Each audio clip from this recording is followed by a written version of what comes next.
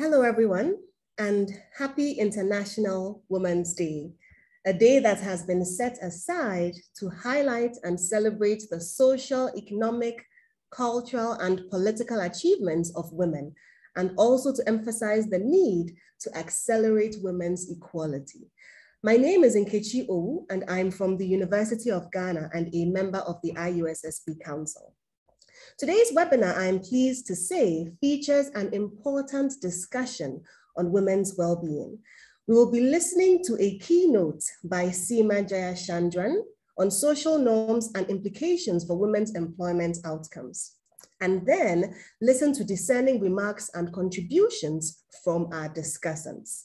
We will also look forward to your participation as our attendees during this webinar. At this point, I'm pleased to hand you over to our moderator for this session, Monica Lambon-Kouefiu, who will introduce our panel and take you through the rules of engagement for this webinar. Monica is a senior lecturer at the Department of Economics at the University of Ghana. She's also a research fellow at the Africa Center of Excellence for Inequality Research, ACER. Monica, over to you. Right, thank you very much, Nkechi, and a very warm welcome to all our participants to today's webinar. And I am delighted to moderate the discussions on social norms and women's empowerment, which has been strategically planned to coincide with International Women's Day today. Now, our topic on social norms and its impact on women's well-being for today's webinar fits in very nicely with this year's theme of breaking the bias. Social norms have been known to influence many dimensions of women's lives, particularly women from developing countries. And these informal rules about what is acceptable and not acceptable within a community can adversely affect women's choices and their welfare outcomes.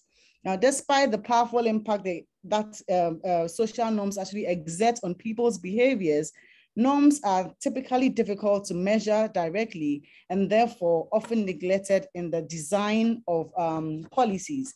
In this panel today, we will discuss some policies that have been developed in several country contexts and how these have actually affected the well-being of women in these countries. I'll just say something about, in terms of the structure of the panel. In terms of the structure, we will listen to our main speaker, Seema, who will present her paper for about 30 minutes, after which we will have our two discussants share their perspectives on Seema's presentation. Now, each discussant will take about 10 minutes. In the last 30 minutes of our webinar, we will now open the floor for general discussions. We would be using the Q&A feature instead of the chat feature. So if you want to ask a question, you can type your question, and then if it's addressed to one person or one of the panelists, you can actually mention their name in your question. You can also vote up questions you like that are similar to the ones that you want to have on the Q&A already. If you also want to ask your question orally, you have the opportunity to do that. All you need to do then would be to raise your hand, and I would give you the opportunity to speak. The only thing you have to bear in mind is that you have a maximum speaking time of just 1 minute so that we can have more participants also contribute to the webinar. So I would now like to introduce our main speaker for today's webinar in the person of Seema Jayachandran. And Seema is a professor of economics at Northwestern University, and her research focuses on gender equality, health, and other microeconomic topics in developing countries. So Seema, you have the platform. Thank you, Monica, and thank you, Nkechi, for organizing and moderating. So it's a pleasure to be speaking to you all on International Women's Day. I'm looking forward to the comments from Jean-Francois and Willa and the audience discussion. So what I'm going to do today is walk through a recent review article.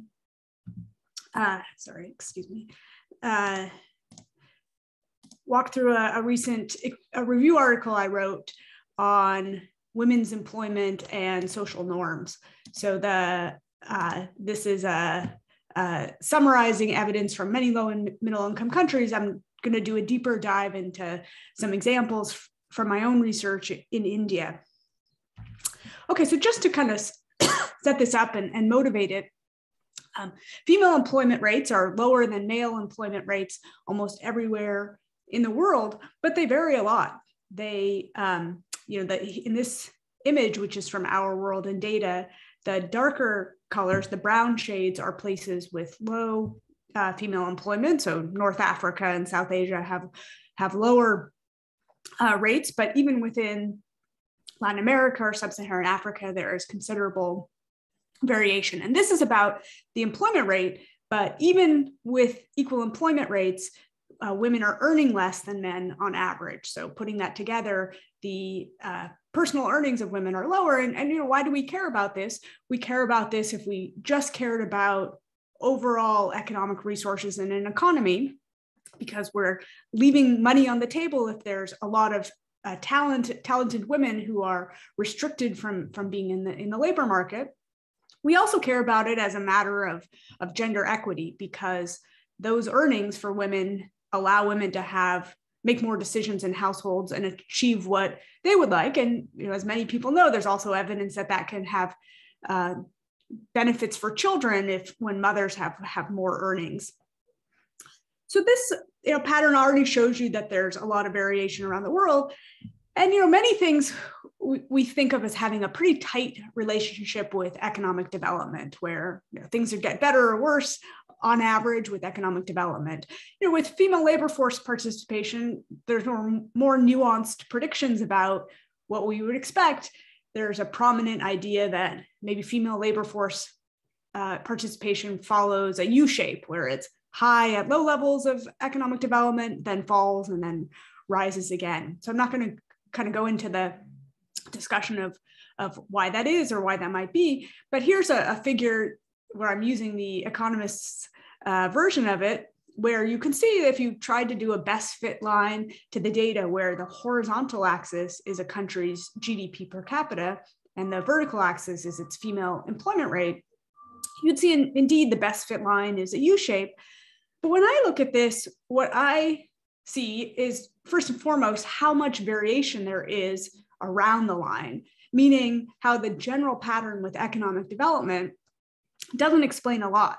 Most of the story is that for countries at the same level of development, there can be vast discrepancies in female employment. So if you take Vietnam versus India, Vietnam has a female employment rate that's much higher than India's. And it could be something about the economy, for a given GDP, maybe it's about the sectors or the structure of the economy. But when we look more closely at what's going on, it doesn't seem to be that that's the explanation. And so that's where social norms enter the story. That, it doesn't prove that it's social norms, but social norms are also something that are an important determinant of women's employment, and that vary a lot across countries at the same level of development. So, what do we mean by social norms? Monica gave a nice explanation that they're the informal rules and beliefs and that people conform to, or at least some people conform to, that shape how people behave. They can often act as constraints on what people feel comfortable doing. And in the case of social norms and female employment, these are going to be informal rules of society that either limit whether women can work or what types of work they can do, both of which can contribute to their lower earning power or lower actual earnings in their lives. So, in this review article of mine, I categorized different types of norms. There are different ways you can categorize them, but this was just a way of thinking about some of the different ones and what their implications are for female employment, but also importantly, what that means for policy. And so, I'm sort of starting out with this introduction, but where I'm going to pivot is that because of the importance of social norms, we need to think differently about policies to increase women's earnings, or just kind of labor market policies in general. We need to think about social norms as we design them. So one kind of norm is just stigma from women being the family breadwinner, that there are norms where men feel more accepted in society if they're the primary breadwinner, and that could make men reluctant to allow their wives to work, or at least to earn more than them. In some places, not all, there are important restrictions on women's social interactions and their mobility. So for example, in India, where I do a lot of my work, that's a very important factor in women's lives, period, but it's going to have important implications for employment. Societies also differ in how acceptable harassment of women in public spaces is. Probably in general, people would say it's a bad thing, but whether that's very much discouraged and therefore less prevalent, or whether it's prevalent, it's going to affect women because of their safety in the workplace or on their commutes to work.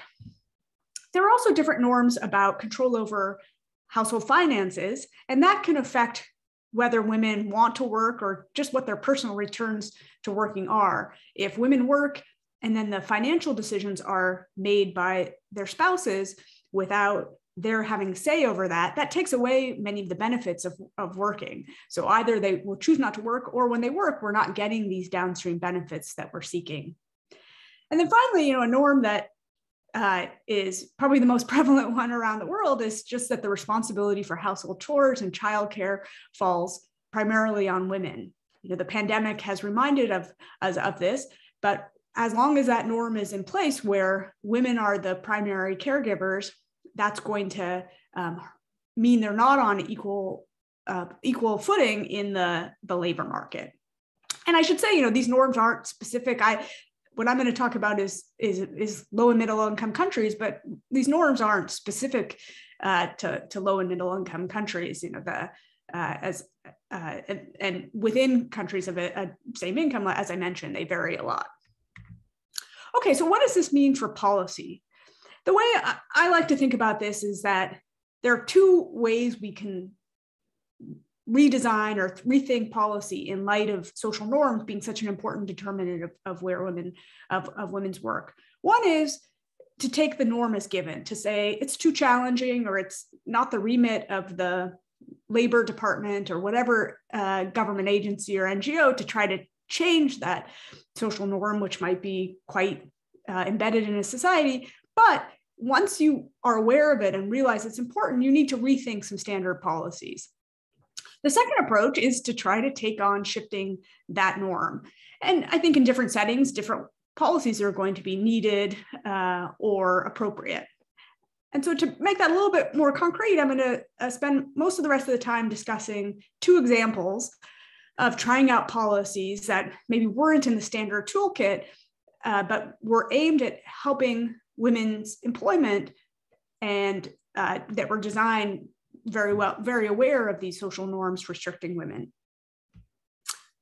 Okay, so the first policy I'm going to talk about is really focused on this restrictions on women's mobility. So this is a photograph that is actually from the New York Times travel section on New Delhi from a few years ago, where this was in the travel section because it was an image of a busy street in India. With cars and bicycles and cows and all of that. But what really struck me from this picture is just how few women there are in this image. So when I went through this photo and tried to identify the gender of as many faces as I could, I saw about 40 faces and of only 2 women. So that's very relevant. That could be an effect of women not working, but it's also a cause of women not working. If once there are so few women on the streets, it becomes more abnormal or dangerous, whether it's true danger or perceived danger. This fact that women are not out and about during a commute time is self-reinforcing, that it means women aren't going to be working as much. And so in a project with some co-authors, we were working with Seva Bank. Seva is a trade union in India. Many people are aware of it. It's done a lot to empower self-employed women in Ahmedabad, India. And they have a Seva Bank, which offers savings products and microcredit to small entrepreneurs. And so they had a business training course that's quite similar to business training courses that other organizations offer, which is to try to, they have self-employed women who often didn't have access to formal education. And so by providing them sort of the little mini MBA of learning how to think about costs and benefits and do accounting and thinking about investment opportunities, they can lift the women's incomes to a higher level. And so with Save a Bank, we evaluated their business training course, but the tweak we investigated was, what if we offered the business training and allowed participants to invite a female friend or peer to attend with them? And then this was a randomized control trial, and we had a control group that wasn't yet offered this business training. And the idea, the rationale for inviting a peer was, we thought maybe this would increase whether women attended because of the safety issues of actually traveling to the Save a Bank office to attend, but it could also have other effects. You might be more engaged, you might pay attention, it could raise your aspirations, many other reasons.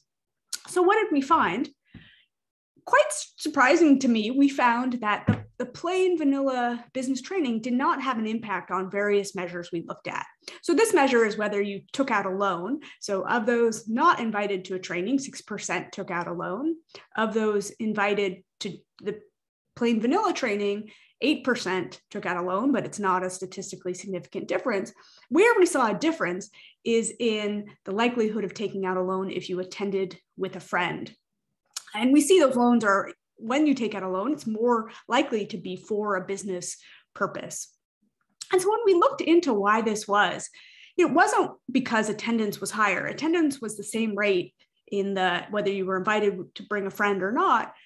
What really mattered was it seemed to raise women's aspirations. So it wasn't that they paid attention more and learned more because we looked at people's knowledge.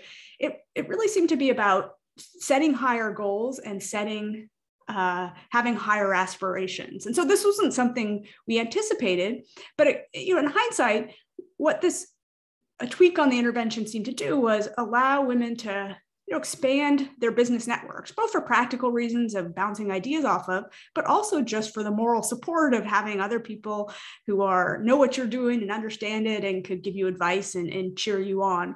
And so, I think that this idea of women having limited social networks because of their restrictions, that in hindsight makes a lot of sense. And then you need to think about what policies can you use that could help strengthen those business networks for women. It doesn't have to be business training, inviting a friend. I think one of the nice things I like about this kind of research is you can sort of learn something about an important mechanism and then think and try out other interventions that might play to it. The second example I'm going to talk about is a quite recent project that was trying to address gender equality in a very broad way, not just female employment, but that is certainly one of the important outcomes where we hope to move the needle. And so this is taking that other approach of trying to change the norm. So this was not tried out on a large enough scale to change, village-wide or India-wide norms, but starting to change individual attitudes and a set of peers' attitudes with, where if scaled up could really change a community-wide norm. So this was a project where it was based in secondary schools in the state of Haryana. It was an intervention designed by the nonprofit Breakthrough, where they designed a curriculum that was added to the regular class day in schools, where kids discussed gender equality. They discussed differences in opportunities and for boys versus girls or men versus women, and restrictions on women's mobility opportunities, and including mobility, but many other things, and debated why those existed, whether they were fair, what the implications were. Where the premise of this is that there are these norms that are in place. Many teenagers haven't spent a lot of time thinking about them, but when forced to think about them or encouraged to think about them and defend some of these restrictions, many of them, not all of them, will start to have more support for equality. So in this case, the intervention was designed by Breakthrough and taught in treatment schools. This was a randomized trial as well by Breakthrough facilitators. But the idea was this as a demonstration project where potentially it could be scaled up with government teachers teaching it. So it was done over 2 school years with 27 sessions. It was both boys and girls participated.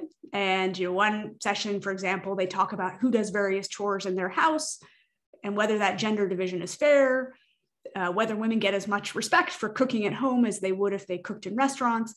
And there were other topics as well. And so we evaluated in a randomized trial with 314 schools. And so what did we find? We saw that the program had a large effect on kids' support for gender equality. So just in the interest of time and this webinar format, I'm not going to go into the details, but one of the main outcomes we look at is people's attitudes about gender equality. Do they think it's right or wrong for boys to get more access to schooling than girls? Do they think it's right or wrong for women to have restrictions on being able to work?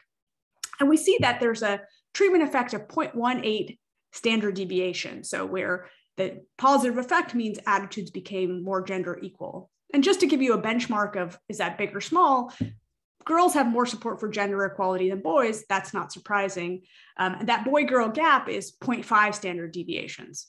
So that's to say, a boy who went through this program isn't as supportive of gender equality as a boy who didn't, but it's pretty sizable in relation to that. Another way of thinking about, is this effect big or small, is that we can take all of the cases where someone originally held an attitude not supporting gender equality. What share of those cases was someone converted or persuaded to support gender equality? And there the answer is 16% of cases, or about 1/6 of cases, someone was converted, which I think that is quite high, because I wouldn't expect any program to fully solve a problem as challenging as cultural attitudes about gender norms and opportunities. So I think one of the most exciting things about this project is we were able to resurvey students 2.5 years later. So they hadn't been in the intervention for 2.5 years. And we see the effect size persist. So this wasn't just kind of getting excited about something and fading. It seems to have stayed with them. So now the sample we surveyed, they're now young adults, so they're about 20 years old. So this spring, we're planning to go back and resurvey them and start to see impacts on really important life outcomes, like the age of marriage of the girls who are in the program. One of the outcomes I'm most excited to eventually see to measure is the employment rate of the boys who are in the program. I expect boys who are in the program to be more supportive of their wives working when they get married. And an exciting development at almost exactly 1 year ago today, on International Women's Day in 2021, the government of Punjab decided to scale up this program. So they are rolling it out to all 6th to 8th graders. So, based on this innovation by Breakthrough and the evidence from our study, 600,000 kids a year will be learning this curriculum taught by government teachers. And we're hoping other states in India or elsewhere will kind of adopt this idea of using schools as a platform to try to reshape the next generation's views on whether women and girls deserve equal opportunities, where our hope is that more and more people will say, yes, they do, through this kind of intervention. So just to, I just gave you a flavor of a couple studies, but there are many other examples of policies to promote women's employment where norms have been taken into account. So there's some evidence from India where if you open bank accounts for women so they have more control over their earnings, then that leads to more female employment. So that's around this barrier of who decides, this norm around financial control. Safer commute. So many countries in Latin America and elsewhere are thinking about women-only bus lines or women-only subway cars as a way to ensure safe travel for women's commutes that can then encourage more women to work. Around stigma around women's work and whether it's okay for women to earn more than men, there have been various interventions that have been tried. Trying to bring parents and families on board with women working is one approach. Sometimes people overstate or overestimate other people's opposition. In that case, a very straightforward intervention is just to correct the belief. So there's some work in Saudi Arabia that suggests in some places that's the low-hanging fruit to help women, enable women to work more. The broader takeaway here is that once we're realizing the importance of these restrictive social norms, we need to expand the set of labor market policies. So we can't just think about girls' education or training programs. we need to redesign labor market policies to find new ways to expand women's professional networks, for example, and think about policies that we wouldn't normally think of as labor market policies, but safer transport or female bank accounts become labor market outcomes. So, I think norm change is difficult. So of the two types of policies I mentioned, I think changing norms is the bigger undertaking and where we have less maybe intuition of what's going to work. But I think it warrants more policy attention just because that is one of the last frontiers or last barriers. And so I think, norms around acceptability of harassment in public, I'd love to see more work and policy innovation in that area. And the same thing around men's role in childcare and housework. We want more free childcare, subsidized childcare, but we also want to change that norm. And as just to remind everyone, what I hope doesn't need reemphasis is that closing these gaps matters a lot. We're not using women's talent, and that's leaving money on the table. But I would argue even more important, this is just a matter of equity and freedom of choice. So thanks a lot.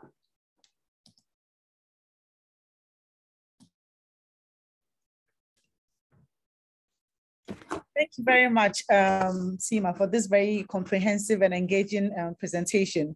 Now, I would like to remind all participants that you can type your questions in the Q&A session as you listen to the presentations. At this point, I would like to invite our first discussant in the person of Willa Friedman.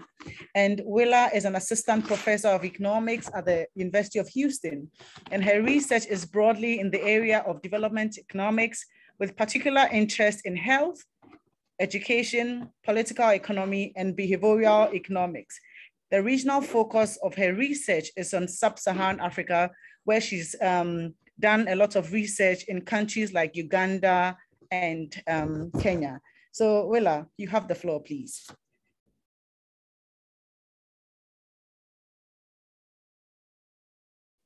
Forgot to unmute myself, sorry. Thanks so much, Monica. Thanks to all the organizers. Happy Women's Day to everybody. This is an exciting time to discuss these issues with all of you. And thanks to Seema for writing this exciting paper and then for this presentation. Let me make sure I can, there we go. All right, so in what Seema's presented, we see some solid evidence that there are cultural norms that present barriers to women engaging in formal work and especially engaging in sort of more lucrative formal work. There's some great evidence on some successful interventions and policies that try to work around those existing norms, acknowledging that those norms exist, work around those norms, get women into the employment that they potentially want. But so far, there's not as much. We've seen the one piece that Seema just showed us, and there are a few others trying to think about changing norms. And I got the sense that this ended up being a smaller part of the presentation, not because it's not an exciting and interesting area to go into, but because there's so far very little of it. So I thought we could spend a little bit of time looking outside of employment and thinking about where we've seen large cultural changes and what are some of the ways that can be nudged to happen. So can norms change quickly? Yes. So here are a few examples. And because this is a webinar, and I know that as audience members, sometimes you're feeling a little passive, here's an opportunity. You can throw some other examples of this in the chat. So support for same-sex marriage in the US changed very, very rapidly. So based on a Gallup poll, a general question used to gauge levels of support in 1996 was 27%. And by 2021, not that many years later, we were up to 70%. Son preference basically disappeared in South Korea in about 25 years. So in 1990, the sex ratio at birth was 116 boys per 100 girls, which was one of the highest in the world at the time. And by 2015, so only 25 years later, it was down to 105, the natural ratio. Fertility rate in Iran declined from 6.5 in 1983 to 2.5 in 1995. Now, if you're paying attention to other things happening in Iran, there are lots of explanations for this, none of which really are able to, on their own, capture this large change, right? 6.5 to There's been substantial reductions in female genital cutting in some places and in some groups. So for example, in Kenya, the national prevalence among 15 to 49-year-olds in 1998 was 37.6, and it was 21 by 2014. But that hides even bigger changes that are happening within certain groups. So if we look specifically among Kalenjin in 2003, so this is the first year that this question is asked in the DHS, 82% of the oldest sample in that group, so 45 to 49, 82% of Kalenjin had been circumcised. And by 2014, 15% of the 20 to 24-year-olds had been circumcised. So again, we're going from 82% to 15% in not that many years. So we do see these large shifts in some cultural norms. So we can think a little bit about how these happen, what are the things that are able to nudge these to happen, but also where this can get a little bit risky and where this might not always happen. So there's some evidence of external pushes to nudge behaviors in different directions. So there's some great evidence on edutainment. The idea that you can sort of embed messages, or messages can be embedded in different well-produced entertainment forms. So there was a soap opera with aspirational characters, beautiful people having not that many children in Brazil, which decreased fertility rates. MTV Sugar, MTV, so these are entertaining, these are not sort of produced on the side, these are really, entertaining shows. Changed attitudes about domestic violence and HIV risk-taking in Nigeria. And then an early contribution to this literature on the effect of sort of external media just showed that television access in general, so thinking just across the board of all of the different things that people could be watching, television access changed a bunch of gender-related attitudes. One issue, though, is that sometimes we see a backlash, okay? So some external pressure can generate a response where people hold on to what they were doing before. So one example of this that I found fascinating for a little while is the British and missionary efforts in Kenya to get rid of female genital cutting made the practice become a signal of the anti-colonial identity. And so the result was that a lot of people were choosing to get circumcised in order to show, to express an identity that's separate from the colonizers and from the British, right? So the external pressure to do something actually solidified the practice and kept it around for perhaps longer than it would have stuck around otherwise. Similarly, we've seen examples where veiling becomes an anti-colonial symbol, a symbol that I am not going to follow what this outsider is telling me that I should do. So why do some of these external influences fail to change norms, right? So one explanation that gets thrown around a lot, and I think has a lot of great evidence, is it's not ground up, it's not grassroots. Something that's sort of coming from the inside has a much sort of larger possible chance of changing views within a country, whereas something that's top down is a little bit more of a risk. Another way to think about this, and think about this in a sort of an academic framework, is the idea that if somebody is nudged to do something that is consistent with a valued identity, they're more willing to go along with that than if they're pushed to do something that is inconsistent with an identity that a person values. There's evidence from psychology and from political science about a backfire effect. And the idea is that psychologically, when a person feels that they are being told that they should do something, and told especially that they should do something or believe something that's different from what they already believe, that again gets them to solidify their own beliefs and fight against this incoming nudge or this incoming push to change their beliefs. This has been shown with voting, this has been shown with vaccine beliefs. And again, in case you're there feeling a little like you don't get to participate enough, I think I would love to see some of these in the chat if you have other ideas of these backfire backlashes that prevent outside influence from moving social norms in different countries.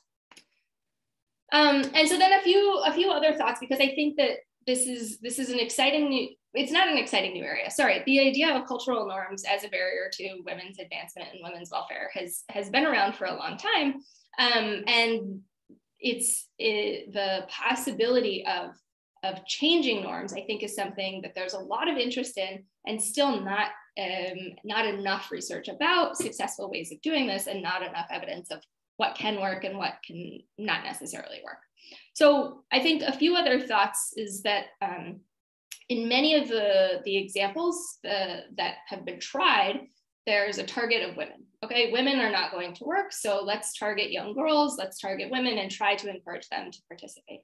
As we've seen from a lot of the barriers, a lot of the barriers are coming from other people in the community. So this could be employers, this could be partners, this could be parents, this could be mother-in-laws. And so targeting these different groups and targeting men specifically might require understanding not just what moves people's behavior, but what moves different types of people's behavior.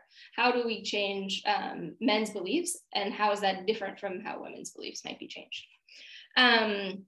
There's a nice discussion in the paper about whether reducing IPV risk as a result of women's employment could change women's employment. So if there's a fear that if I go to work, then I come home and I'm going to face a violent backlash, then reducing the violence involved in that could make going to work more appealing. I think that there's another step, and I think this is a much more difficult one, but I think anything that could be done to not just change how a partner is going to express that frustration or express feeling belittled by a wife working through violence or not through violence, but if there's a way to change whether that is felt as a stress, then this could have a lot of potential. And finally, so Seema touched on this quite a bit. There are these differences across countries that are really fascinating.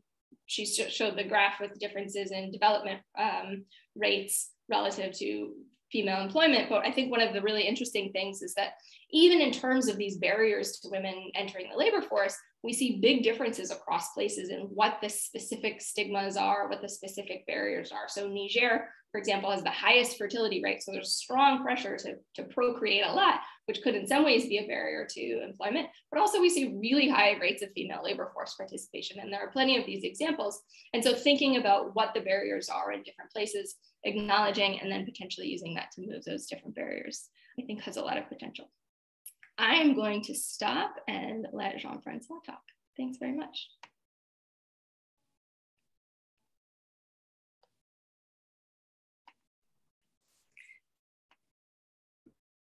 Very interesting perspectives, Willa. Thank you very much. We'll now go to our second discussant. And our second discussant is Jean-Francois Kombiani. And Jean-Francois is a professor at Institut Supérieur des Sciences de la Population in Burkina Faso. And his research interest includes exploring the links between fertility and family structure, poverty, child labor and schooling, as well as youth transitions into adulthood in sub-Saharan Africa. Jean-Francois, the floor is yours. Thank you very much, Monica.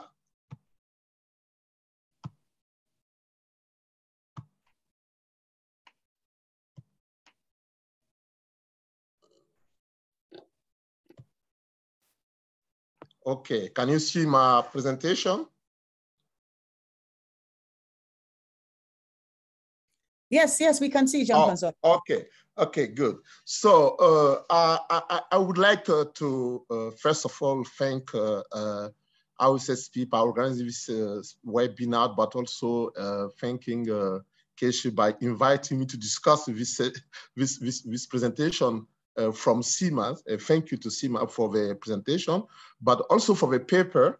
I had a pleasure to read it. And on the topic, I can say it's a very topical topics, issues, this issue of social norms and its impacts on women empowerment. So I want to reflect on this presentation and paper from Seema by sharing with you also some key findings from one of our research on a similar topic in Burkina Faso. Seema actually addresses a central issue of women's empowerment, that of social norms. And she shows that these social norms are found in all societies, they are sometimes specific or have a more serious impact on women in certain societies, but also that some of these social norms are universal. She also highlights the existence of policies attempting to change these social norms or reduce the negative impacts on women's employment opportunities. So I would like to take a closer look at one of these universal social norms, and she actually mentioned it in a paper and even in the conclusion of the paper. In particular, this social norm which actually grants primary responsibility for domestic responsibilities to women. And I would like to point out some findings of the research we have conducted, ISSP, my organization, in 2019-2020, in partnership with the Department of Sociology at the University of Montreal, on the determinants of women's socioeconomic success trajectories in Ouagadougou, the capital city of Burkina, a research which was funded by the Agence Française de Développement, AFD, and the Social Science and Research Council of Canada. And this research used a mixed method, a qualitative data collection, to have a broader and comprehensive view of what we mean by in the society, in Burkina society, particularly in Ouagadougou, what is meant by socioeconomic success and some determinant of this socioeconomic success. And after this qualitative data collection was followed by a quantitative data collection using an event history approach. And more information, details, and findings can be found from a publication we have made in the series of working papers, IFD working papers, and I've just put here the link to access to this paper. But it is in French, but those who can read French can maybe tap in and try to learn more about the finding of this research. So what are these key findings I want to share, and which are in line with what we are talking about today, social norms. One of the key finding coming from the qualitative data collection is that we have seen a kind of change in a norm regarding the participation of women and in economic activity. And this finding was actually confirmed by the quantitative survey also, where we are seeing women and men, most of them believe that it's important today for a married woman to have an income generating activity. Something which was not very, very evident some years ago in the past, the older generation. One of the findings also is the preeminence of religious, social, and historical representation on women's status and role. And we saw in the qualitative data collection that although we have seen this development, this progress in some development sector like education, we still have an equal distribution of domestic tasks between women and men, making it difficult for the former to reconcile the professional sphere space and the family space. And we also came from this finding that even for men who are trying actually to free themselves from these social norms and to help their wives, we still have the influence of the entourage and the community. So, and to highlight clearly the importance of this social norm, and particularly the important role of family in defining success for women, I'm just presenting this quoting from a woman from the qualitative research who said that a woman's success is when the children are really well. Yes, there is joy in your family. When the family is healthy, when the family has at least the minimum, it is success. For example, if a mother is successful and the children are delinquent, what is a success? A woman minister with delinquent, did she succeed? No, she didn't. So it appeared clearly during all this, in most of a discourse we had in the qualitative research, but family, the value of family was very, very important to define a success. So the objective of the research, as I said, was to actually look at the determinant of women, not only women's and men's success, socioeconomic success. So we try to measure objectively, but also subjectively, what is socioeconomic success. So objectively, we try to use two markers. For example, considering professional trajectory and considering those who are attained senior or middle managerial level, or their monthly income is equal to 100,000 CFA, which is almost 200 US dollar or more. And subjectively, we also try to ask women and men what are their opinion on their success in different sphere in their life, like the family sphere, the professional sphere, and the political sphere. So we also mobilize some different variables, independent variables, based on the review of literature, to try to see what are the determinants of this socioeconomic success. And the findings are almost similar for objective success and subjective success. And I just want to focus here on some key findings regarding the objective measure of socioeconomic success. And what we can, actually return from this research is that some variables were actually playing a big role when we consider the gross effect.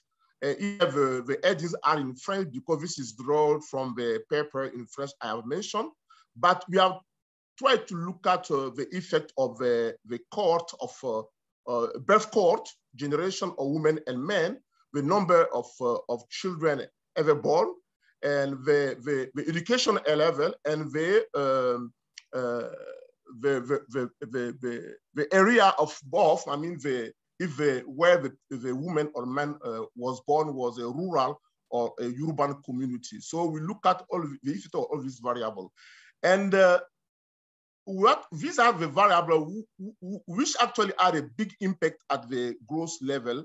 And when you control for the other variables, the effects disappear. And this is mostly due to the effect of education. And we also have, so these first variables are actually variables which effects are maintained, like birth cohort, the number of children ever born, the education level, and the area where the person was born. And we also have this variable which effect actually disappear when we control for the for all the variables. And what we can learn from this is that the effect of age of entry into union, which is important at a gross level, particularly among women, disappear after controlling for the other factor, in particular the level of education. And the expected and statistically significant effects of the variables of family background, socio-professional category, and parents' level of education, which was particularly significant at the gross level, disappear after taking into account the level of education attained. So finally, I want to conclude that social norms do have a strong effect on women's empowerment, but at the same time, this social norm and their effect may change under the influence of factors such as urbanization. This research was conducted in Ouagadougou, which is the capital city, and is a specific context as compared to the rural part of the country. But also, one of the drivers of these changes is education, women education, and particularly the possibility for women to access higher level of education, like secondary and high education. And also, we have seen also from the qualitative part of the research, but also the quantitative part of the research, but but the participation of women in association, because it gives them the opportunity to interact. And I'm making the link with one of the funding from CIMA regarding how the fact that women participating in a training program with a pair person, a friend, help them actually to improve their business. So this participation of women in association in community activity is an opportunity for them there to learn more on their right, but also to free themselves from some social norms or contrast. And finally, we think that policies have also a big role to play, as she mentioned in her paper. And in our research, we have also made some recommendations, particularly regarding this issue of promoting childcare facilities to help women actually in their place employment, the place of work, to have opportunity to have childcare facility to free them actually to be more productive in their work, and also the promotion of laws on parity, particularly in the public decision sphere. Thank you for your kind attention. Thank you very much, Jean-Francois.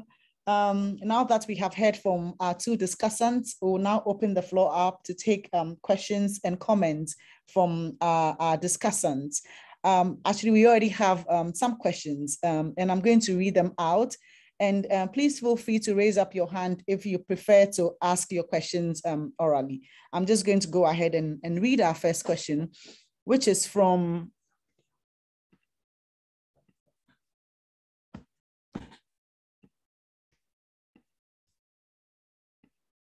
okay, sorry. So I'm going to read out our first question, which is from Ekaterina. And she says, and Sima, this is directed to you actually. So it says, could you please talk about the matter of prestige and its role in not sending women, especially educated women, to work? In the Indian context, it may be perceived as a higher status if the family can afford to withdraw their women from the labor force. Also, lower class families may want to appear more wealthy and imitate this behavior too, especially as soon as the family's income increases. So this question is to Sima and it's from Ekaterina. So Sima, and of course, after Sima, if the other discussants have anything to add, you're free to add up your perspectives on the question. Thank you. Great, thank you for the question, Ekaterina, and thanks Willa and Jean-Francois for the comments. Hopefully we'll come back to that as well. It's certainly one of the factors in why women don't work is this idea that it's more prestigious or for women to work. In fact, that's not just unique to India. That's one of the ideas behind that U-shaped, the decline in women's employment, that if everybody thought there was some stigma to women working, or prestige from women not working, when you're poor, that's expensive. To have that prestige, you need to be giving up some basic necessities. As you get richer, yes, you have to give something up, but it's not feeding your kids or anything like that. And so you can afford that prestige. And so that phenomenon is certainly going about. And then in India, it has an extra aspect of caste or social class where, Brahmins, some of the restrictions on women's mobility, just like, vegetarianism, lots of those restrictions of Hinduism are, associated with higher castes. And so, some of this idea of Sanskritization of wanting to emulate could have that very same phenomenon. So I think, that is explaining some of it. I think it's also worth emphasizing there are ways in which kind of increasing income or just progress is good. More and more women have higher education. Women, there's almost no secondary school gap gender gap in India. Women do very well in school. And so as the economy has more of those jobs that are using technical talent or high skill, people are leaving more money on the table by having women not working. So yes, you can afford for a given job to give up or women's earnings, you can afford to give that up. But on the other hand, women's earnings are increasing a lot as the economy shifts and we've closed gender gaps. So I would say that, kind of whether to expect, things getting worse as poor people get richer or get better because of the, the sort of structural transformation, I think it's hard to say. All right, thank you very much, Seema. We have another question from David Lam, and it says, building on Willa's point about potential backfire of attempts to change norms, there can be a tension between changing norms and adapting to norms. This comes up, for example, in debates about women-only transport, one of the potential interventions mentioned by Seema. Some argue that women-only buses, that's the metro buses, etc., reinforce the norm that women should not travel with men. There are other examples. Seema and others, can you discuss this tension? Sure, I'll start and would love to hear Jean-Francois and Willa's comments. So first of all, I think that issues Willa raised of bringing in analogies of where we've seen successful norm change, but also the potential pitfalls of norm change is important. So, kind of, I guess, as a broad call for action or call for collaboration, this seems to be an area where I sort of said in passing when I was presenting that we don't have good intuition or, good, I guess, theory or evidence on what works, and we worry about backfiring. And so I feel like this is an area where there's some like lab research among psychologists, and then we have kind of interventions that try something and hit or miss. I feel like there's some intermediate research of like, how do we take some of those lessons, try to, sort of what Willa was saying of like, is this changing people's identity? I feel like there's some progress to be made in going from lab to field so that we have some more general in the field lessons about how to do norm change well. And that's certainly going to be an interdisciplinary effort. And then, David's raising a different kind of concern, not about backlash, but about accepting, basically by not calling out the harassment of women, by saying, fine, we're going to, just do an end run around it. Are we condoning that behavior? And does that make things worse? I think that's an important issue. If people haven't seen Eliana LaFerrara and co-authors' recent paper in a very different context around genital cutting, it really takes this idea on. And so I'm not an expert on this, but it considers the idea of, should you encourage a less, I guess, harmful kind of cutting as a half-loaf solution, as a stepping stone? And on the one hand, you could say that's going to help towards the ultimate goal of reducing all genital cutting, or you could say you made things worse because you gave people an intermediate option and then they got stuck there. And I think it's a general challenge. You could say that by having, I guess to play out that analogy, you could say that by having women-only cars, women are going to be working more, they're going to gain economic power, they're going to gain political power, and and we need that to be able to shift these norms. And so we don't need those women-only cars, so it's a necessary stepping stone. But I take David's point, and again I have a hard time drawing on my expertise to say what are the general rules for when the pros the pros outweigh the cons versus vice versa. I have a feeling there's no kind of general rules, but I do think it's something important that we should always be thinking about. And I welcome any progress on like structuring how we should be thinking about these different trade-offs. All right, Seema, thank you very much. Yeah, and if David, I'd love for David to pipe in live if he has thoughts on this. Okay. Well, I don't know whether David will want to respond now, or maybe if you can take a comment before we come back to David. Either ways, maybe David, if you're ready to speak, please raise your hand and I'll give you the chance to speak, please. Okay, so we have a comment from Soumya, and she's agreeing. Soumya is agreeing with David's point about interventions that are gender transformative and those that accede to existing gender norms. She says, at this stage, the field is moving strongly on gender transformative interventions. Soumya has also actually shared a report which may be of interest to our participants. She actually shared a link earlier to that report. So I would go back to our Q&A. We have another question, but I would like to remind people also that if you prefer to ask your questions orally, please raise your hand and you'll be given the opportunity to speak.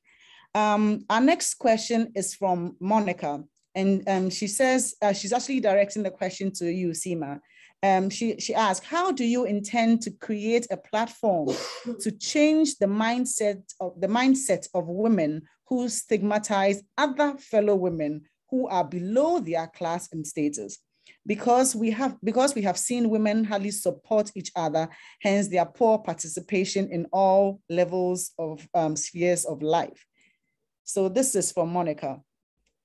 Basically, Monica is asking, how you create a platform for other women to support women who are a bit below, women who have more or less made it in life. So Sima, over to you. Yeah, so I think this is just everybody with like all hands on deck, and I'm interpreting the question of saying that we don't want to be our own enemies in this, and so yeah, I think I don't have a great answer of what the right one solution is to this problem, but I think seeing solidarity. I think there are some issues like childcare that transcend class or income. If the behind the question is some idea of class or income tension, I think people sort of paying it forward and just like encouraging an idea of mentorship and sort of helping the next generation or helping people who aren't as fortunate seems like an important part of the solution. So I kind of agree with the overall goal, but I would, Jean-Francois or Willa have more concrete ideas of how to build that platform. I'd love to hear them. I think this is a really good point, and I think I forget it a lot. I think that this is something that's coming up in a lot of different work on sort of sources of all different kinds of bias. That it's easy to think, women are being hurt in this way, it must be the other group, so it must be men who are doing it. But then we see time and time again that, in audit experiments, women are responding to female applicants in the same ways. And so a lot of these forms of bias are coming also from women. And I think I made the mistake, in thinking through what I was going to say here and thinking, okay, so if we need to address the barriers to women, then we need to talk to men, but also we need to talk to the other women who are presenting those barriers. I think one area that I've seen this starting up is thinking specifically about the role of mother-in-laws, but really other sort of senior family members who are often the ones who are constraining what women are doing. I think there's some interesting work looking at how to, encourage people in the family who are saying that the woman can't go to work, who are not necessarily her spouse. And I think that that's sort of one interesting way that can address the existence of women who are also being sort of a part of the constraints. Thank you very much, Willa. I actually have a comment and a question together for, at the end of it, I think it's for all three presenters. But Monica, I just jump in and say Jean-Francois was going to jump into that last. Oh, okay, great. Oh, okay. Okay, thank you, Monica. I just want to say that these issues are very context specific. Some of the issues we have been discussing right now, some of the questions clear don't have the same, I mean, the thinking and the attitude and reaction of the population is not the same. It differ depending on the context, and it's also depend on the nature of the social norm also. For example, Willa raised the issue of a female genital cutting in a presentation, and I can see what have been done so far over the years in Burkina, in most sub-Saharan Africa countries, in order to end actually female genital cutting. It's not the same as to find the way to free women from this social norm regarding their role as being primarily domestic role. You see, so depending also on the nature of the social norm, it can take more or less, time, but also the type of solution or action, public action is not necessarily the same. So, for example, the issue of women education, while people say, for example, in some countries, they say, no, we withdraw women from school because it is a prestige, actually to say, but no, we are able actually to take care of women before sending them to school. But in some setting, like in our setting, is mostly about barriers actually to access to education and even to go further in education because of this issue of marriage and all this representation regarding the role of women. So I think the context aspect is very, very important when actually analyzing this issue of social norm. Thank you. Thank you very much, Jean-Francois. So we have a question from Jeffrey, and Jeffrey says, Dr. Kombiane's presentation raises an interesting question about robustly attributing changes in behavior to changes in social norms, especially as norms are one of the many potential and interrelated determinants of behavior. Key issues seem to be how we measure norms, among which groups, and more firmly establishing a causal relationship here. The question is, do the panelists have suggestions about how to resolve these issues? So do the panelists have suggestions on resolving these issues?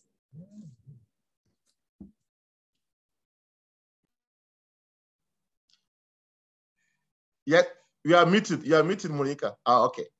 Sorry, so, yeah. Okay, Jean-Francois, you can go ahead. No, it's a great question, but at the same time, to me, a very difficult one to respond.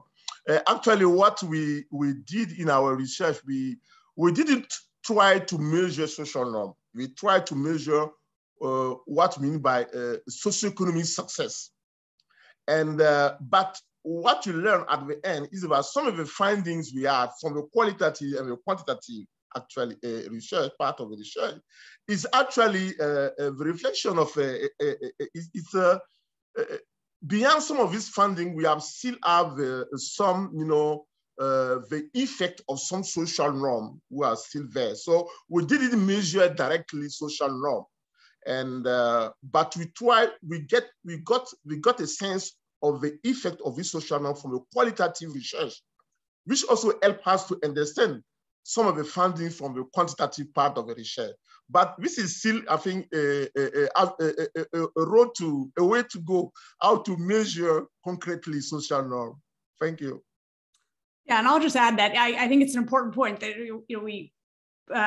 there's a risk that social norms becomes like a catch-all for everything we can't explain, but I think scholars have made some progress on trying to measure them. So in the study I mentioned on gender norms, we followed Christina Beccari's work and used some of her questions that she and her collaborators have developed that try to ask people what they think the community's reaction will be if they took a certain behavior, and whether they think if they took whether that would affect what they did. So try to understand where they think they're going to get pushback and whether that's going to influence what they do. So it's moving away from at least what economists like to do, because it's asking that people their perceptions of multi-factor problem and maybe sometimes a hypothetical. But you can, I think people understand those questions. I think the first thing you learn from that is people are kind of aware of, when I take an action, what are other people going to think, and is that making me more likely or less likely to do that? And so that's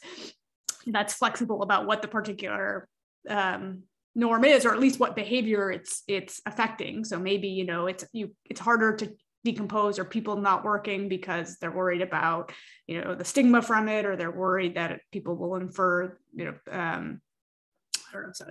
that they're not a good mother, or that they're interacting with men outside their household. But at least in terms of whether that employment decision is being influenced by what other people think. There we can build on previous researchers' survey questions. All right, thank you very much, Seema, for your response. Nkechi has also shared a question with me, so I'm just going to read that out. And it says, few women are engaged in powerful positions in the policy-making process in developing countries. Social norms, particularly patriarchal norms, often place power in the hands of men over women. What incentive then do men who are involved in the policy-making process have to enact policies to empower women? How can they be persuaded to go against culture and accepted norms despite evidence of good interventions that could work in improving women's welfare? So Seema, if you can take this one too, please. Okay, so I think the beginning of the question was there are a few women, right, in policy. Yeah, so I guess obviously one yes. Answer is to try to fix that problem and find ways to empower women, involve more women in policy speaking, in policy making, et cetera. The work we're doing in Haryana and Take Up in Punjab, those are mostly male, not all, but many male politicians or government officials. And so I think here, as an economist, I think people want me to kind of talk about the instrumental value of gender equality, like raising GDP per capita, whereas I think I'm motivated by this work. I think we should all be more motivated by equity, but I do think that's a powerful force, that it's not true in maybe as true in Burkina as it is true in India, but there's just this huge pool of secondary school educated women who aren't working. And so, a politician who wants to raise GDP per capita, that's the quickest, that's the quickest win if you could get women to work. Or, the skewed sex ratio in India, having lots of unmarried men, young men, makes politicians nervous. So there are practical reasons as well. But, I think, I think there's research that when men have daughters, it changes their policy. I think a lot of people change their minds when they see their daughters' opportunities being restricted. And so I think that kind of angle on trying to have men see it from, their daughter's perspective is a powerful one for changing men's policy preferences. All right. Thank you very much. Before I go on to the next one, I just wanted to ask a quick question. This is actually from me, Seema. In your paper, you talk about changing norms as one of the ways to deal with this, empowering women. And so I was just wondering what your experience has been, especially in the Indian context, with regards to engaging with policymakers.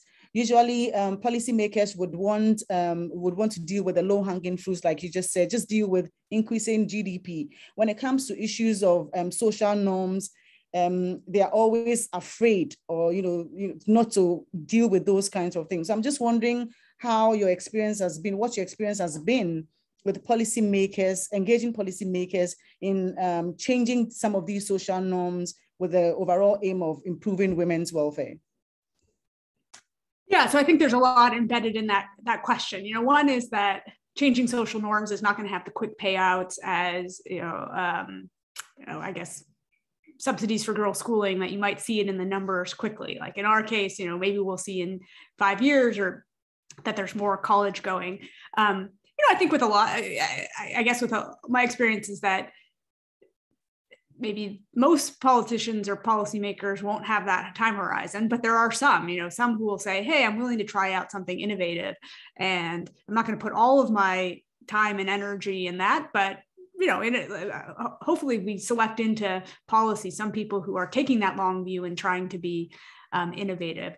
There's another aspect that, okay, social norms is really going to backfire just for some of the reasons we said, maybe the people will be opposed to it and have backlash.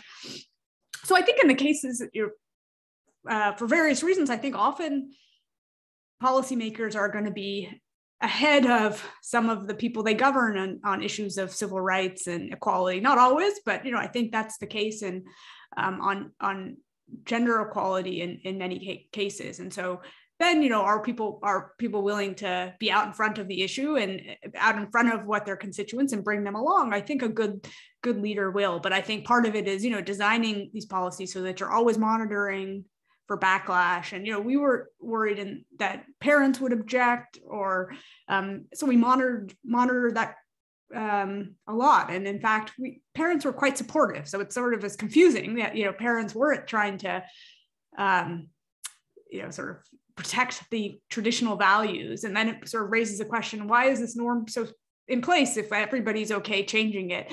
But I think that was, I think if we had instead seen that there was a lot of pushback, I think governments would have been a lot less, would have been more reluctant to scale it up. So I think it's important to, kind of acknowledge that risk and put in place ways to track it. But, I presented you a success story where there wasn't that backlash. The government was happy to be on the vanguard of like pushing a human rights agenda. So, but I agree that that's, it required some stars to align, including some, pretty audacious policymakers as partners. Thank you so much. Yeah, one thing, sorry.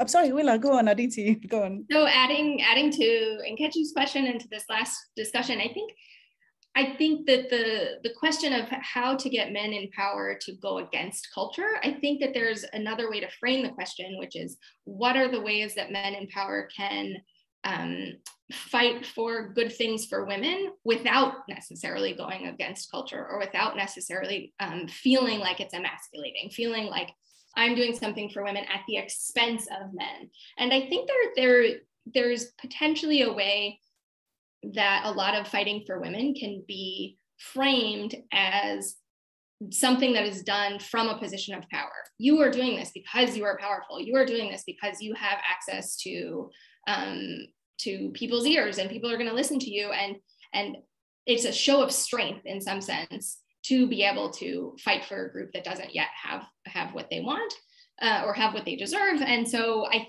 think that there's a way to frame a lot of the encouragement towards men of behavior change as a form of strength, a form of doing something that is consistent with a strong masculine identity, which for a lot of men all over the world is an important part of an identity. And so framing these kinds of encouragements as consistent with that, and maybe even building on that, I think might be one way to sort of make this happen. Jean-Francois.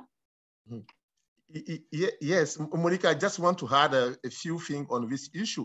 I think it's one of the big, to me, one of the very important issue actually, if we want to bring this change in terms of social norm.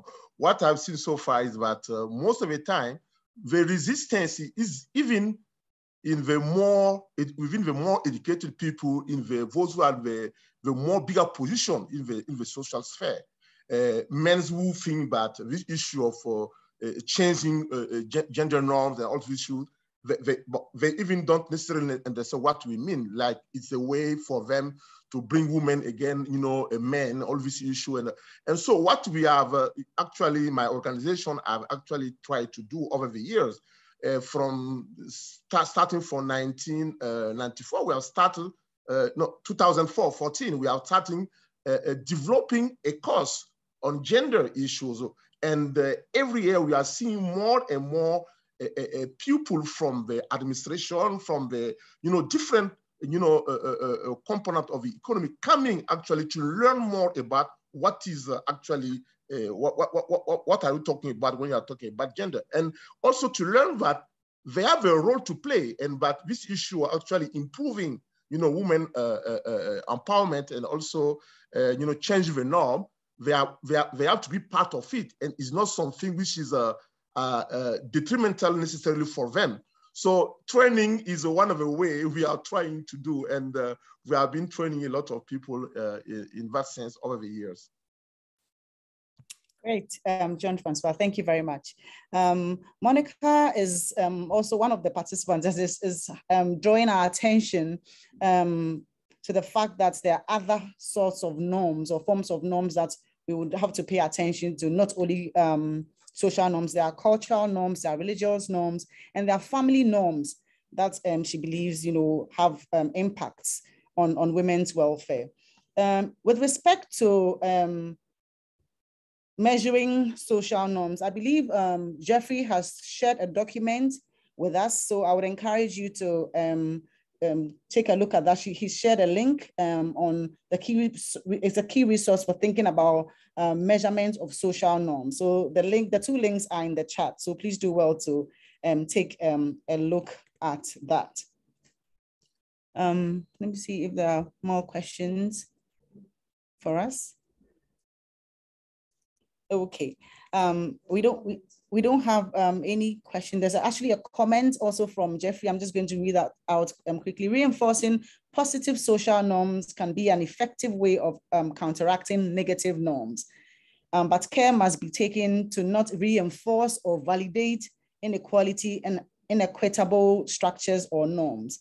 Ideally, we'd be aiming to be gender transformative in all our social norm programming. Thank you very much, Jeffrey, for that comment. I believe we have exhausted all the questions that we have so far. So if you don't have any, if Seema, I don't know if you have any last words to say, or Willa or Jean-Francois, before we close the session. Any closing remarks from any of you? No, okay. Thank you everyone for the comments and questions. Right. Okay. So thank you very much, Seema, for the very, very interesting presentation, and Willa and Jean-Francois for the very insightful comments that you shared from listening to Seema's presentation and from your own work. And to all our participants, thank you very much for the questions and the comments. This definitely was an engaging session, and I'm sure everybody enjoyed the session.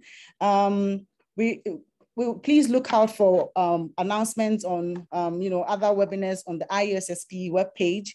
And on this note, happy International Women's Day to all of you, and enjoy the rest of your day. Thank you so much.